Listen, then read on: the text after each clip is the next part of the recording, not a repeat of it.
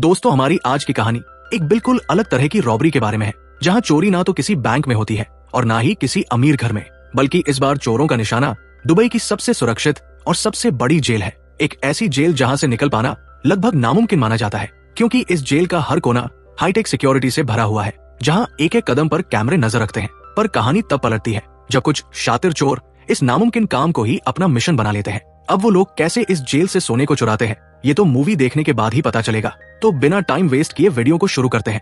Movie की शुरुआत में हम रिंगो नाम के एक शातिर चोर को देखते हैं, जो एक बैंक के लॉकर में रखे जरूरी सामान को चुराने जाता है। अब रिंगो इतना शातिर चोर है कि उसने इस बैंक में अपना अकाउंट ही इसलिए खुलवाया था ताकि वो इस बैंक के लॉकर्स में रखे कीमती सामान को चुरा सके, क्योंकि इस बैंक के लॉकर में जो भी सामान रखा जाता है उसका कोई भी रिकॉर्ड नहीं होता, क्योंकि अमीर लोग नहीं चाहते कि जो सामान इन लॉकर में रखा जाता है उसका रिकॉर्ड कभी भी सरकार तक पहुंचे। अब रिंगो सारे जरूरी सामान को अपने लॉकर में रख लेता है। इसके बाद वो वहां से चला जाता है। अब कुछ दिनों बाद जब लॉकर्स के ऑनर्स अपने लॉकर को खोल कर देखते हैं तो उन्हें अपना सामान नहीं मिलता, जिस वजह से वो लोग काफी ज्यादा गुस्सा हो जाते हैं। इसके बाद वो बैंक के मैनेजर के पास जाते हैं और अपना गुस्सा दिखाने लगते हैं, पर बैंक का मैनेजर उन्हें बताता है कि हमारे बैंक का रूल है कि लॉकर में जिस भी सामान को रखा जाएगा उसकी जिम्मेदारी ओनर की खुद की होगी, क्योंकि आप लोग खुद ही इस सामान की जानकारी सरकार तक नहीं पहुंचाना चाहते। तो ऐसे में हम आपके सामान की सेफ्टी कैसे रख सकते हैं। अब अगले सीन में हमें मूवी के दूसरे किरदार विग नाम के लड़के को दिखाया जाता है, जिसे बचपन से ही लगता है कि पटाखे जलाने से बुरी आत्माएं दूर रहती है, और इसी वजह से वो बड़ा होकर भी एक डेमोलेशन बन जाता है, जिसका शौक उन फैक्ट्रियों को उड़ाने का है जिनमें गलत काम किए जाते हैं। इसके बाद हमें मूवी की तीसरी कैरेक्टर वायलेट को दिखाया जाता है, जिसने हाल ही में कुछ लड़कियों को एक सेक्सुअल ट्रैफिकिंग गैंग से बचाया था। इसलिए उस गैंग के लोग अब वायलेट को मारने आते हैं, पर उन्हें इस बात का अंदाजा नहीं होता कि वायलेट कुंग फू मास्टर है, जिस वजह से वो पल भर में ही उनका गेम बजा देती है। अब इन तीनों को किसी प्रिंस नाम के बंदे का कार्ड मिलता है, जो इन तीनों को एक मिशन के लिए हायर करना चाहता है। वहीं दूसरी तरफ हमें लॉस एंजेलिस की एक जेल को दिखाया जाता है, जहां एस्कॉट नाम का आदमी FBI के साथ रिचर्ड नाम के कैदी को इस जेल से ट्रांसफर करके दूसरी जेल में शिफ्ट करने आया है। अब जब वो लोग रिचर्ड के सेल को खोल कर देखते हैं तो उन्हें रिचर्ड वहां पर नहीं मिलता, यानी कि रिचर्ड इस जेल से भाग चुका है। अब ये देखकर मिस्टर एस्कॉट बिल्कुल भी खुश नहीं होता, क्योंकि एस्कॉट टॉप नॉच सिक्योरिटी वाली जेल को बनाता है, पर रिचर्ड हर बार उसकी जेल से फरार हो जाता है, जिस वजह से एस्कॉट अब रिचर्ड से नफरत करने लगा है, क्योंकि उसकी वजह से अब सरकार भी एस्कॉट की काबिलियत पर शक करने लगी है। अब वो लोग CCTV फुटेज को चेक करने लगते हैं, जिन्हें देखकर उन्हें पता चलता है कि रिचर्ड को यहाँ से भगाने में जेल के किसी कैदी का हाथ है। इसलिए एस्कॉट रिचर्ड के साथ ही हनी से पूछताछ करता है, पर हनी उसे कुछ नहीं बताता। ये देखकर एस्कॉट उसे मुक्का मार देता है। अब एस्कॉट अपनी टीम से कहता है कि मुझे इस बार रिचर्ड किसी भी कीमत पर चाहिए। अब अगले सीन में हम रिचर्ड को देखते हैं, जो एक क्लब में ड्रिंक कर रहा होता है। अब रिचर्ड का यहाँ आने का मकसद प्रिंस नाम के अमीर आदमी को लूटने का होता है, क्योंकि उसे पता चला है कि प्रिंस बहुत अमीर आदमी है, जो हर महीने इस क्लब में पार्टी करने आता है। अब कुछ देर बाद एक आदमी क्लब में आता है, जिसके हाथ में बहुत महंगी वॉच होती है। उस वॉच को देखते ही रिचर्ड पहचान लेता है कि यही प्रिंस है, इसलिए वो जानबूझकर प्रिंस के ऊपर अपनी ड्रिंक गिरा देता है और उसके कपड़े साफ करने के बहाने से उसका वॉलेट चुरा लेता है। पर जैसे ही वो क्लब से बाहर जाने लगता है, तभी प्रिंस के आदमियों से रोक लेते हैं, जिस वजह से न चाहते हुए रिचर्ड को प्रिंस का वॉलेट वापस लौटाना पड़ता है। इसके बाद प्रिंस के आदमी रिचर्ड की अच्छे से पिटाई करते हैं। अब कुछ देर बाद जब रिचर्ड को होश आता है तो उसके हाथ में प्रिंस का कार्ड होता है, जिसे देखकर रिचर्ड को समझ नहीं आता कि आखिर प्रिंस ने उसे अपना कार्ड क्यों दिया। पर रिचर्ड को प्रिंस पर काफी गुस्सा आता है, इसलिए वो प्रिंस को सबक सिखाने का फैसला करता है। अब कुछ देर बाद वो प्रिंस के होटल रूम में आ जाता है और उसके रूम से प्रिंस के वॉच कलेक्शन को चुरा लेता है। इसके बाद वो होटल से बाहर जाने लगता है, पर जैसे ही वो होटल के बाहर आता है तो एक कार उसका वेट कर रही होती है। अब जैसे ही रिचर्ड उस कार के अंदर देखता है तो उसके अंदर प्रिंस होता है, जिसे देखकर रिचर्ड समझ जाता है कि वो एक बार फिर पकड़ा गया।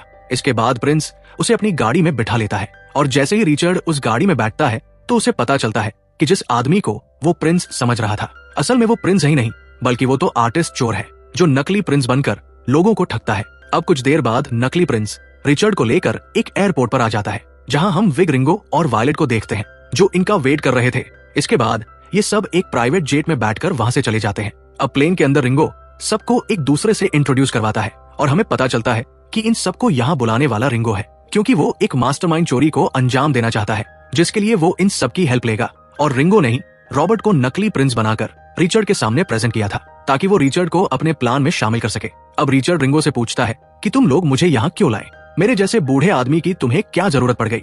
इस पर रिंगो कहता है कि हम लोग जानते हैं कि तुम जेल से भागने में काफी माहिर हो, और हम तुम्हारी इसी काबिलियत को अपने चोरी के प्लान में यूज करना चाहते हैं ताकि हम लोग आसानी से अपने प्लान को अंजाम दे सके। इसके बाद रिंगो आगे कहता है कि हम लोग ये भी जानते हैं कि तुम एस्कॉर्ट की 4 जेलों से भाग चुके हो, जिस वजह से एस्कॉर्ट तुमसे काफी ज्यादा नाराज है और अब वो तुमसे बदला लेने के लिए तुम्हें जान से मरवाना चाहता है। रिंगो आगे बताता है कि हम लोगों का टारगेट भी एस्कॉर्ट ही है, क्योंकि हमें पता चला है कि एस्कॉर्ट ने मिडिल ईस्ट के आतंकवादियों के साथ हाथ मिला लिया है और अब वो इन आतंकवादियों को फंडिंग करने में उनकी मदद करने वाला है। साथ ही एस्कॉर्ट ने हाल ही में जैसन नाम के एक खतरनाक आतंकवादी को भी अपनी जेल से रिहा करवा दिया है और जैसन आतंकवादी ग्रुप का खास आदमी है। अब ये सुनकर रिचर्ड उनसे कहता है कि अगर ऐसी बात है तो तुम लोगों को ये जानकारी मिलिट्री और सरकार को देनी चाहिए ताकि मिलिट्री एस्कॉर्ट के खिलाफ सख्त कार्रवाई कर सके, क्योंकि इसमें मैं तुम्हारी कोई मदद नहीं कर सकता और आतंकवादी के चक्कर में फंसकर मैं अपनी जान नहीं गंवा सकता। इस पर वायलेट रिचर्ड को बताती है कि एस्कॉर्ट अपनी जेल में कई मिलियन टन सोना छिपा कर रखता है ताकि सरकार को उसके काले कारनामों के बारे में पता न चल सके। साथ ही एस्कॉर्ट इस गोल्ड का यूज आतंकवादियों को फंडिंग देने के लिए करता है और हमारा मकसद इसी गोल्ड को चुराना है ताकि एस्कॉर्ट का सारा माल चोरी हो जाए और वो आतंकवादियों को फंडिंग प्रोवाइड ना कर सके। और इसके लिए हमें एस्कॉर्ट की जेल में जाना होगा, जहां चोरी करने के बाद तुम्हें जेल से बाहर निकलवाने में हमारी मदद करनी होगी। अब रिंगो का सारा प्लान सुनने के बाद रिचर्ड उनके प्लान में शामिल होने से मना कर देता है, क्योंकि वो अभी भी अपनी जान खतरे में नहीं डालना चाहता था। अब कुछ देर बाद वो लोग अबू धाबी के एयरपोर्ट पर लैंड कर जाते हैं, जहां रिचर्ड इन सब को छोड़कर जाने लगता है। पर तभी नकली प्रिंस उसे कहता है कि एस्कॉर्ट अभी भी तुम्हारी जान के पीछे पड़ा हुआ है और अगर तुम्हारा मन एस्कॉर्ट से बदला लेने का कर जाए तो हम लोगों को कॉल कर देना।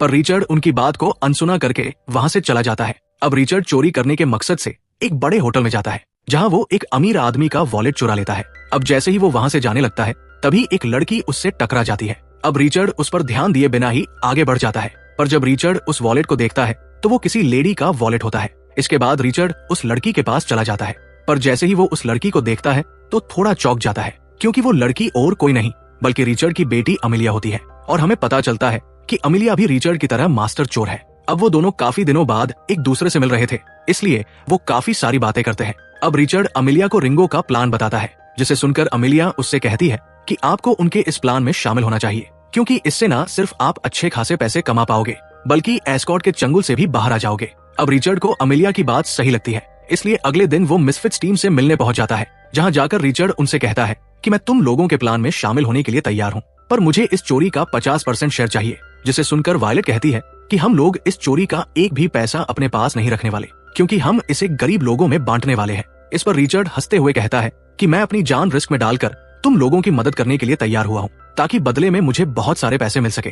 पर तुम लोग तो फोकट में मुझसे ये काम करवाना चाहते हो, इसलिए अब मैं तुम्हारे साथ काम नहीं कर सकता। ऐसा कहकर वो वहाँ से जाने ही वाला होता है, पर तभी उसकी बेटी अमिलिया वहाँ आ जाती है, जो पहले से इस प्लान में शामिल होती है। अब अमिलिया रिचर्ड को बताती है कि ये चोरी उनके लिए इसलिए जरूरी है क्योंकि एस्कॉर्ट देश के साथ गद्दारी कर रहा है और आतंकवाद को सपोर्ट कर रहा है। ऐसे में अगर हमने उसे सबक नहीं सिखाया तो आतंकवाद पूरे देश में फैल जाएगा। अब ये सुनकर रिचर्ड एस्कॉर्ट को सबक सिखाने के लिए उनके प्लान में शामिल हो जाता है। इसके बाद रिचर्ड उन लोगों से कहता है कि चोरी करने से पहले हमें जेल का ब्लूप्रिंट चाहिए होगा, साथ ही हमें ये भी पता लगाना होगा कि उस जेल में कितने वॉल्ट है और किस वोल्ट में एस्कॉर्ट ने सारे गोल्ड को छिपाया हुआ है। इस पर विक कहता है कि ये काम हम पहले ही कर चुके हैं। इसके बाद वो प्रोजेक्टर के थ्रू जेल की हर डिटेल बताने लगता है। अब सारी जानकारी लेने के बाद ये सब जेल की तरफ जाने लगते हैं और जल्द ही लोकेशन पर पहुंचने के बाद ये लोग अलग अलग होटल में अपना रूम बुक करते हैं ताकि किसी को इन पर शक ना हो।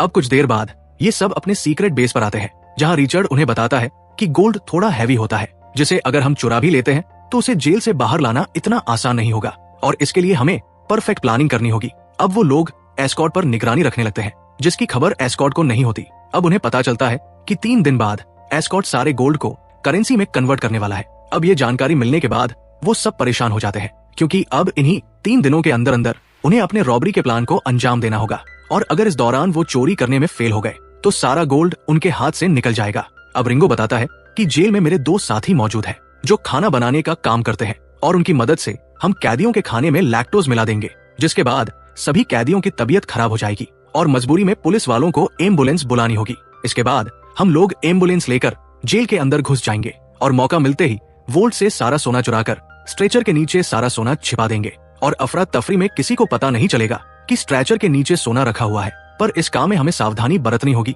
क्योंकि एक छोटी सी गलती हम सबको उम्र कैद की सजा करवा सकती है। अब सब लोगों को रिंगो का प्लान अच्छा लगता है, इसलिए अपने प्लान के मुताबिक रिंगो फूड इंस्पेक्टर बनकर जेल के अंदर चला जाता है। अब किचन का इंस्पेक्शन करने के बाद रिंगो जेल वार्डन से कहता है कि तुम्हें जल्द से जल्द 2 ओवन खरीदने होंगे, क्योंकि पुराने ओवन पूरी तरह से खराब हो चुके हैं। अगर जल्द ही उन्हें बदला नहीं गया तो जेल में बड़ा हादसा हो सकता है। अब वार्डन उसकी बात मानकर 2 ओवन का ऑर्डर दे देता है। कुछ देर बाद रिचर्ड अपनी टीम के साथ 2 ओवन लेकर वहां आ जाता है। इसके बाद वो लोग ओवन को फिट करने लगते हैं। वही मौका मिलते ही विग और रिचर्ड ओवन के अंदर छिप जाते हैं।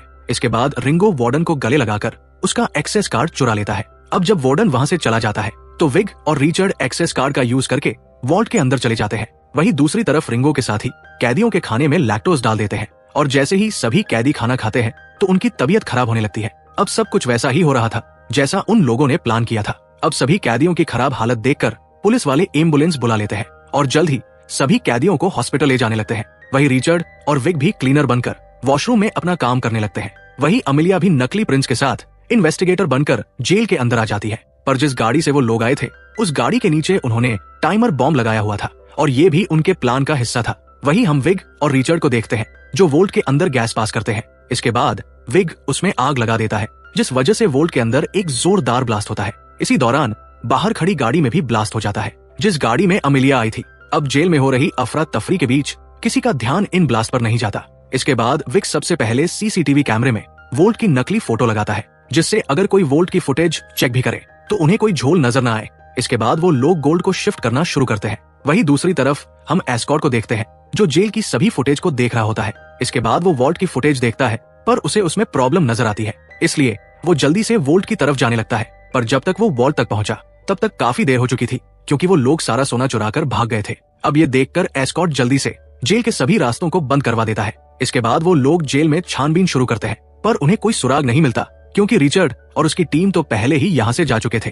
अब एस्कॉर्ट बाहर जाकर एम्बुलेंस में उन लोगों को ढूंढने लगता है पर इसी बीच उसके पास एक कॉल आती है जिसमें उसे पता चलता है कि उसके आदमियों ने रिचर्ड की बेटी को किडनैप कर लिया है, जिसे सुनकर एस्कॉर्ट की जान में जान आती है। अब रिचर्ड को एक रेड कार्ड दिखती है जिसे देखकर उसे शक होता है कि चोर इसी गाड़ी में होंगे और उसका शक सही भी होता है क्योंकि प्रिंस इस गाड़ी को चला रहा था। पर प्रिंस का काम तो एस्कॉर्ट का ध्यान भटकाना था जो वो अच्छे से कर रहा था। अब एस्कॉर्ट अपने आदमियों के साथ इस गाड़ी का पीछा करने लगता है और काफी दूर तक पीछा करने के बाद जब एस्कॉर्ट गाड़ी के पास आता है और गाड़ी को चेक करता है तो उसे गाड़ी में कुछ भी मिलता।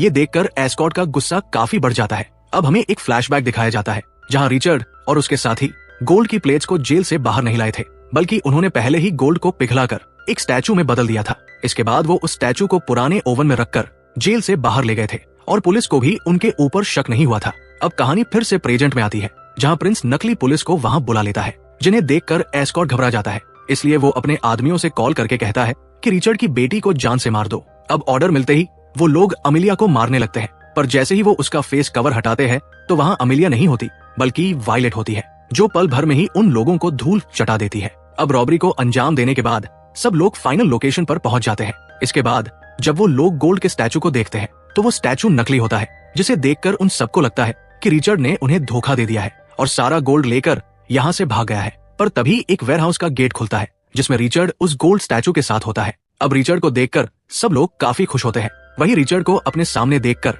अमिलिया उसके पास जाती है और गले लगाती है। अब मूवी के लास्ट सीन में ये सब लोग सारा गोल्ड लेकर दूसरे देश में शिफ्ट हो जाते हैं, साथ ही गोल्ड का कुछ हिस्सा गरीब लोगों में बांट देते हैं। अब इस चोरी को करके उन लोगों ने न सिर्फ आतंकवाद की फंडिंग रोक दी थी बल्कि अपनी लाइफ भी सेट कर ली थी क्योंकि जितना सोना इन्होंने चुराया था उतने सोने में ये जिंदगी भर आराम से बैठकर खा सकते हैं। अब ये लोग एक बीच पर एंजॉय करते हैं और इसी के साथ हमारी ये मूवी यहीं पर खत्म हो जाती है। उम्मीद है दोस्तों आपको ये मूवी पसंद आई होगी।